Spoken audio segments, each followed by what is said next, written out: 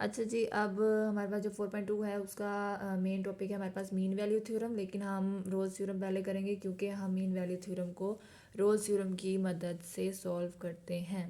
अच्छा, Rolle's theorem की statement क्या है? सपोज दैट आपके पास कोई भी एक फंक्शन है जो कि कंटिन्यूस है over the close interval A B, कोई भी क्लोज इंटरवल है उस पर एक फंक्शन कॉन्टीन्यूस है, ठीक है, and differentiable at every point of its interior open interval of a b, ठीक है। यानी एक फंक्शन कंटिन्यूस है क्लोज इंटरवल पे और डिफरेंशिएबल है ओपन इंटरवल के हर इंटीरियर पॉइंट पे।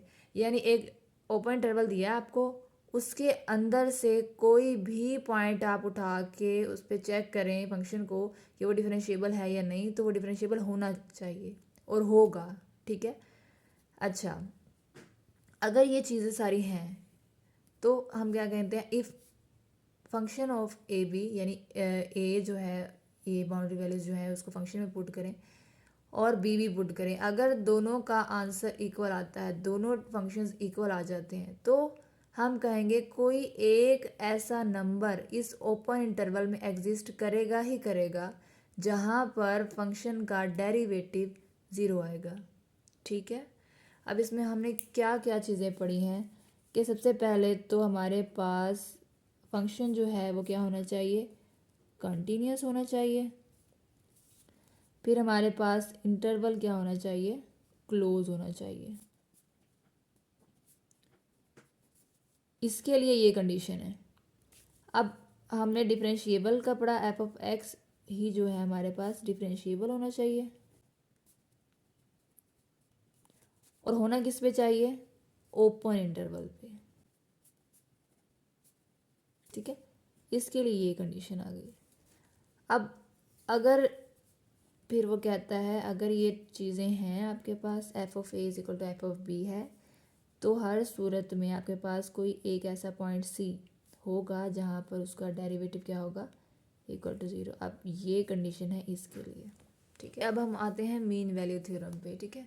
मीन वैल्यू थ्योरम की स्टेटमेंट आप जब बुक ओपन कर लीजिएगा साथ साथ इसके, तो उसमें देखेंगे आप लिखा हुआ है, यही सेम चीज़ लिखी है।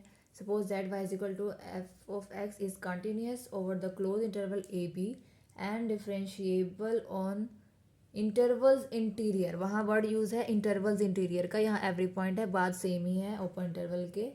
अब यहाँ तक कंडीशन इसकी सेम है। आगे वो कहता है कोई एक ऐसा पॉइंट होगा ओपन इंटरवल में जहाँ पर उसने एक कंडीशन दे दी है कि हमारे पास F of B minus F of A over B minus A is equal to F prime of सी।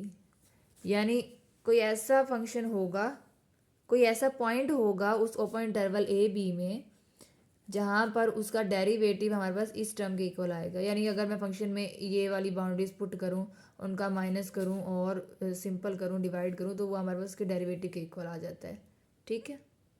तो ये हमारे पास मीन वैल्यू थ्योरम है। मीन वैल्यू थ्योरम से आगे ही कुछ दो करोलरीज दी हुई हैं आपके पास।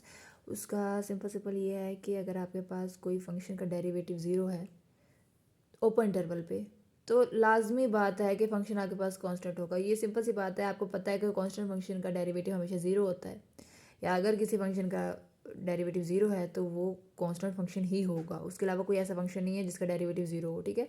तो ये चीज़ आपके पास एक ये चीज़ है। दूसरी है आपके पास कि अगर आपके पास किसी भी दो फंक्शंस का डेरिवेटिव इक्वल आ जाता है, ठीक है, तो पहला फंक्शन दूसरे फंक्शन के इक्वल होगा और साथ कोई ना कोई कांस्टेंट लाजमी होगा।